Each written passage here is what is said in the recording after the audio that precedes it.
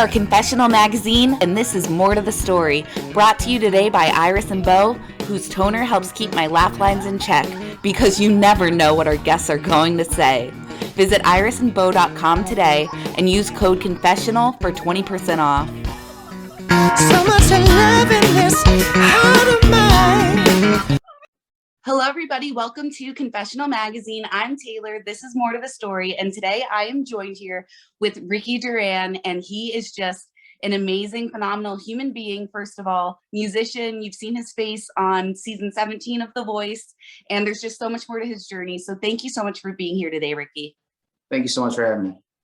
Of course. So, Ricky, how did you first get into this music industry? I started playing music when I was probably 6 years old. My dad gave me my first guitar. He was a musician growing up. He was playing out in the Boston area. So it was always a part of my life, but I wouldn't say I really entered the industry until after I graduated college. So when I was about 21, I started performing live in kind of smaller venues and stuff like that. But, you know, what really happened for me was when I had my opportunity on The Voice. I think that kind of really excelled my career and got me to where I'm at today. What would you say your experience overall, if you could put it into one word or one little sentence, what word would you use to describe being on The Voice and the whole journey? It was a dream.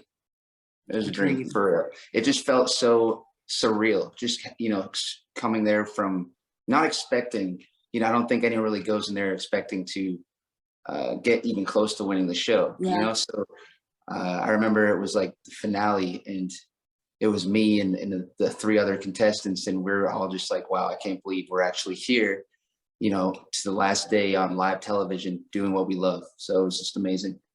I mean, it's got to be like euphoric being up there on stage and just, being able to share your music with strangers everywhere. And then I don't know, there's just so much joy in music. So how do you, when you're amping up to get out on stage for something as massive as The Voice, how do you get yourself into that mindset to be like, here I am?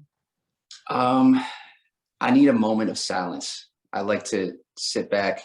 I think about how I want this performance to go. And most importantly, I try to get the emotion of the song. So I get in that zone. And I think it's really important that you deliver every song needs to be believable, So that's another thing about the song choices on The Voice. I think it's really important that you connect with each song. Yeah, because then your audience connects with you more as well, and it kind of completes the whole circle. Exactly. And a lot of times they tie it into maybe a part of your story, which is always, it just kind of drives the song home. Yeah. So during your experience on The Voice, who would you say, because you got to work and just be next to so much greatness, who would you say was the most influential throughout your journey on The Voice? Or you had that wow moment, like I'm in the room with this amazing just talent? I guess I would have to say Blake Shelton, because he's actually, of all the coaches, he was my coach.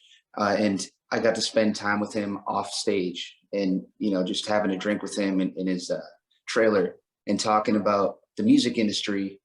And, we talked more about the music industry rather than music itself, almost. And I learned a lot from him just, in that brief time talking to him. That's amazing. So what kind of advice then, if you were in Blake's position and there was somebody, younger, up and coming, what kind of advice would you give to somebody maybe trying to make it in the industry, but being able to share their own voice? Right. So I think everyone, kind of approaches things differently. So for me, I'm very authentic, and I don't like to be, it's hard for me to be fake and deliver a song that I really don't like, even if I think it might get me further in my career, but to each his own. Some people are about that. So advice for me, I would say just be yourself, and, I wouldn't stray away from who you really are as an artist. Yeah. So speaking of your own artistry, I know you have a new song coming out. very soon, and September 17th, I believe. And it is called Waiting on You. And it's a very personal song. And can you just share a little bit of the story behind this, this new song that's coming out? Because I know it's also just so close to you. So Right. I just want to know your story behind it. Yeah. So I lost my dad to suicide in 2012, and after that, it was a huge shock. I had never dealt with anything like that in my life before, so I guess I didn't really know how to cope with it, and there was a lot of unanswered questions, and a lot of times that happens with suicide. It's like, why did this happen? How did I not see it? All this stuff. So I started writing this song, I guess kind of cathartically, and just to help myself through it. And it was as if it was from my dad's perspective, telling me, not really why, but telling me to just get through the tough times, basically.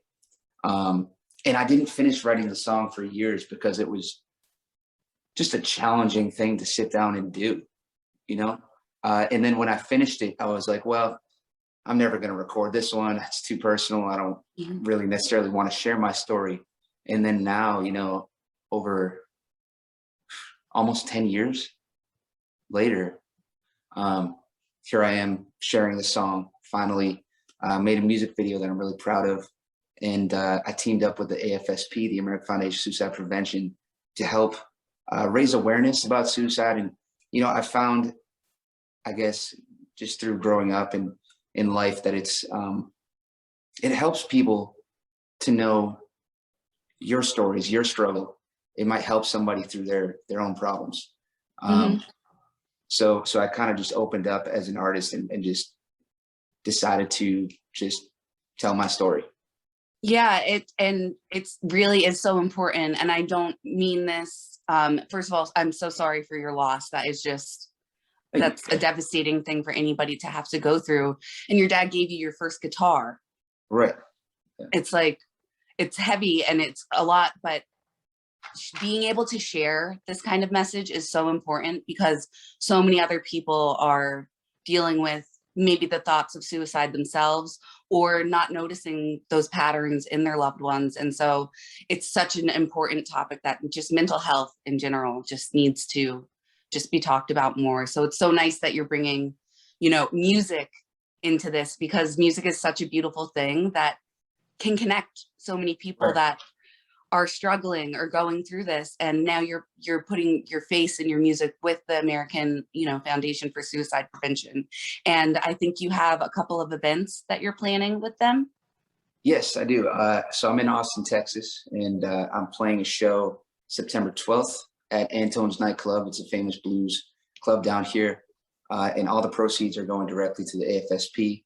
I have a couple local bands opening for me, Johnny Gray, who was actually a contestant on The Voice as well, and my buddy's band, Dry Sky and Coyote. So it's going to be an awesome night, fun night, I'm hoping.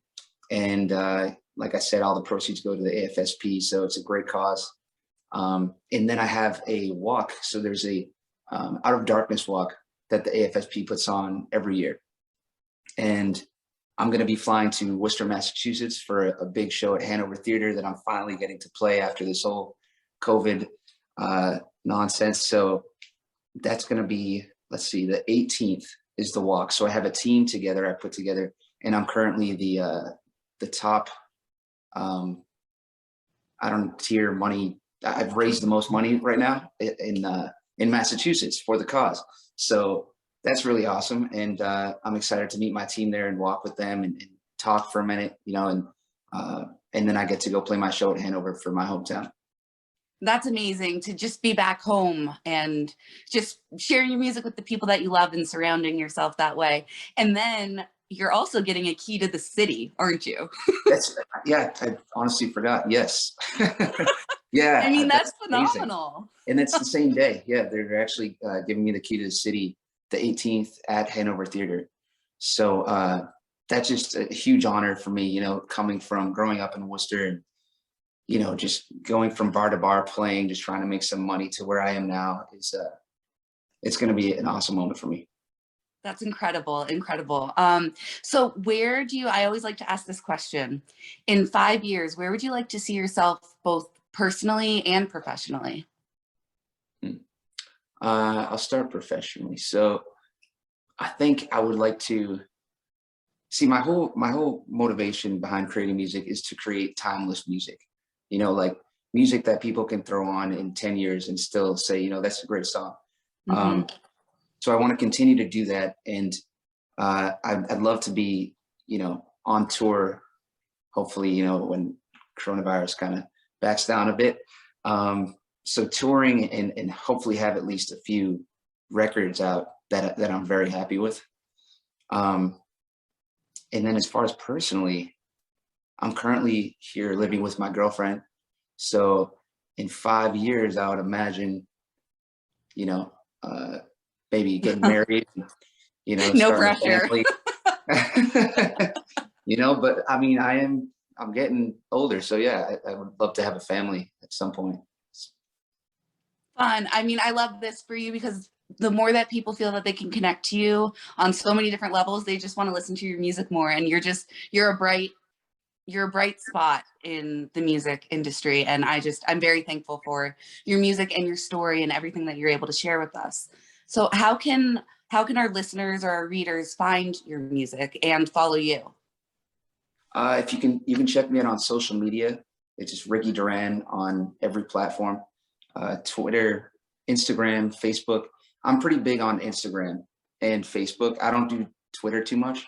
So for the most updates, I would recommend Instagram. I have a bunch of videos on YouTube, and my music's available on all platforms, on Spotify, iTunes. So please go check that out. I'd love if you kept in touch and, you know, followed my journey.